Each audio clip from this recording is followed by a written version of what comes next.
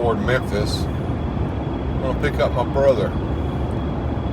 And we're going to do a little bit of hanging out together. And we'll see what happens today. You know, I thought I would cut a little video here, and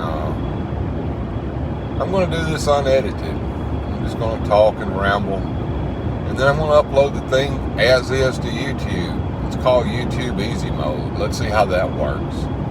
See what you guys think. Sound off in the comments below. Welcome to Weird Fantastic Toy Adventures. I'm Bill. I've got to go pick up a sewing machine that my wife put in the sewing machine shop up here in Memphis, and that's what gets me out of the house. Probably means I'm not going to be doing any live streams tonight, but I just want to touch bases with everybody and see how y'all are doing and let y'all know that I'm still around. Might even cut a toy hunt video today. Might go see some wrestling tonight. Got my Modulock ordered yesterday from Big Bad Toy Store. I know there was a lot of speculation about that, and people were getting antsy and getting the FOMO over it, but I found that if you wait long enough, that stuff becomes available one way or another. You know, I was thinking about my collection the other day and some of the things that I like to do with it and what I'm doing with it and how I'm collecting. And long-time viewers may not may understand this a little more than the newer viewers, but I have an interesting way of collecting. I don't necessarily, you know, get involved in big lines and trying to get a lot of really expensive stuff, but I do want to get what I want to get. And generally I get stuck on a particular toy line and I'll stay with it for a good while. It's what I did with Doctor Who when Character Options were coming out with the vintage Doctor Who figures, you know, the ones from back in the day. I wanted to get that line as much as I could. I finally kind of scaled that back and got kind of what I wanted, and I was kind of done with that. I like to do a lot of customizing and toy photography. I also like to play with the toys and film my thoughts, and that's kind of the reason that I created the He-Man videos and recently the Superman video. If you haven't seen that, you need to check that out. I had a really good time making that. I wanted to get some nostalgia feelings off of that. I wanted to kind of touch the things that are in the public consciousness with a short little bit of stop motion video, basically mimicking an episode of Adventures of Superman. So when I'm collecting, right now I'm still trying to finish out my Origins line, and I'm also working on Superpowers because McFarlane sort of revived that. I do cherry pick what I want. I'm getting things that give me nostalgia or things that I'd always wanted. But I also collect weird stuff like little miniature things or things from Hobby Lobby over in the dollhouse section, so that I can create scenes for these videos. These, if you don't mind the pun, Weird Fantastic Toy Adventures that we make here on Weird Fantastic Toy Adventures. So I collect that kind of stuff, and sometimes I spend a little more than I should. I've kind of scaled back the spending of money on toys. I've got a few things on pre-order from Big Bad, such as Modulock, but also I've got the Mezco 5 Points Batman movie 89 series ordered. It's going to have the Batmobile, Batman, Bob the Goon, and all that in it. And I'm really looking forward to that. It should come out sometime next year. I've got the, I think it's called The Legends of Dragonor. They've got the Galaxy Warrior figures. The that they're going to come out with, and I've got those on pre-order. I've got some figures similar to those that I made in the Origins line as custom figures, so I want to see how they compare. I've got that pre-ordered, and recently, Standards Manual had announced at the beginning of the year that they were going to be doing a reprint of the old DC style guide, that 1982 style guide that influenced so much. The pictures from that can be seen everywhere in DC merchandising, and it influenced the Superpowers toy line greatly. The designs were used directly from that style guide.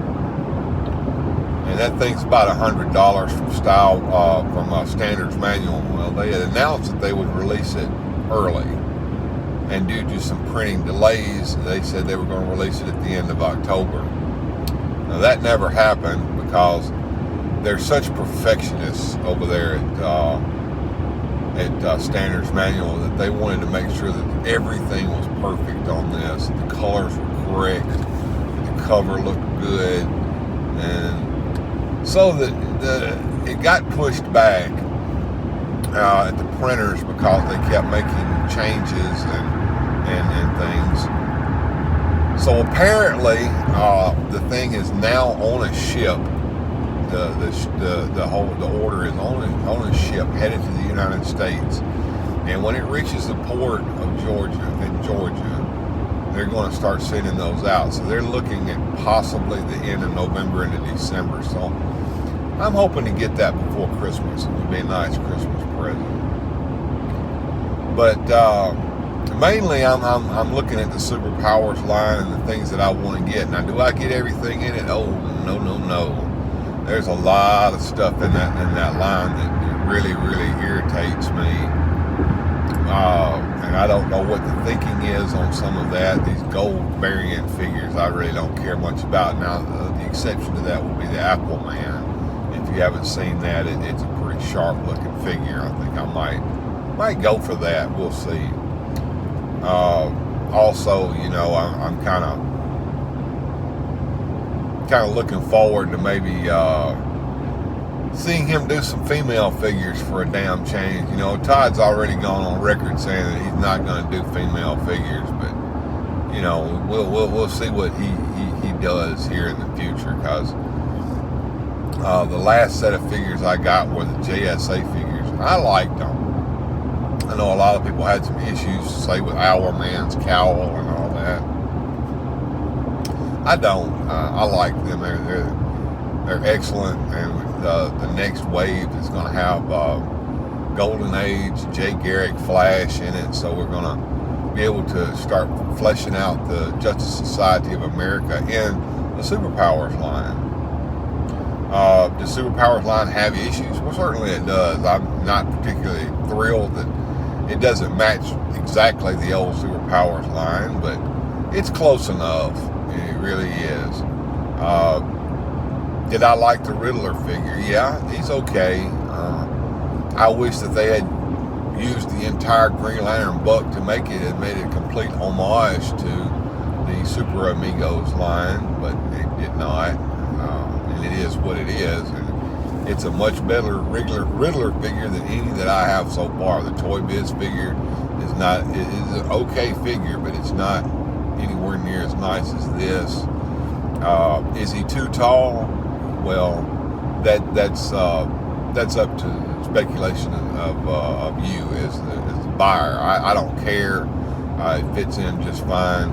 I wish that instead of using a Nightwing book that they had used that original Green Lantern book. It would have been nice. Well, so I'm going to continue to look forward to Superpowers.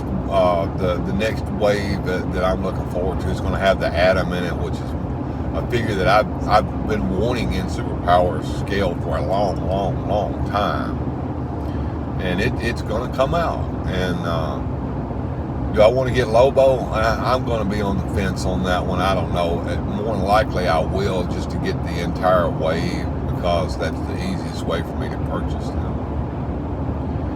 And speaking of Superpower line, the line can be a little frustrating to collect because of finding it in stores. Now, Walmart's abandoning it. You can give up finding it at Walmart. I know some people say, yeah, I found it at my Walmart. I can't find it at any of mine. There's not even a planogram for it at any of them. So, you know, it is what it is. The best places to find it are going to be Targets and GameStops. And while I do have a GameStop near me, it doesn't carry hardly anything in the way of toys that I care anything about. So, you know, I just leave that be. But I can go up a little north of me, toward Memphis, where I'm going today, and find things like that in GameStops up in that direction. So there's that.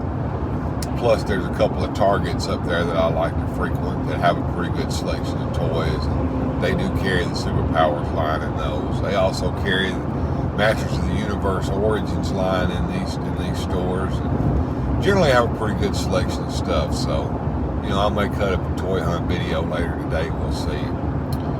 Anyway, I hope you enjoyed these thoughts today on the road from Bill here at Weird Fantastic Toy Adventures. And as always, you know, keep on collecting and stay fantastic. We'll see you next time on Weird Fantastic Toy Adventures, and have a good journey.